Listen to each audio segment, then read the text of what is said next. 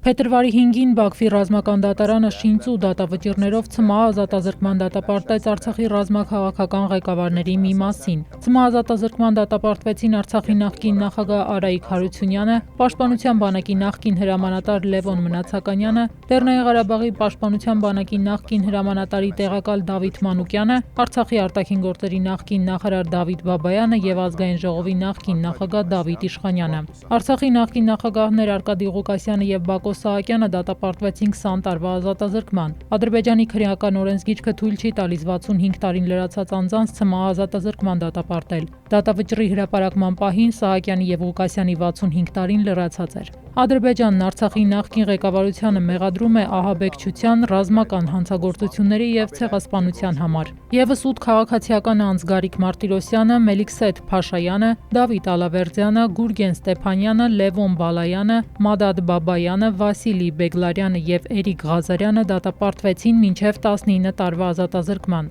Ադրբեջանն Արցախի ռազմաքաղաքական ղեկավարներին գերեվարել է 2023-ի սեպտեմբերին Արցախի դեմ 9-ամսյա շրջափակումից և տեղի ամբողջ հայ բնակչության էթնիկ զտումից հետո։ Արցախի նախկին պետնախարար Ռուբեն Վարդանյանի գործը առանձնացվել է մյուսների գործից և քննվում է առանձին վարույթով։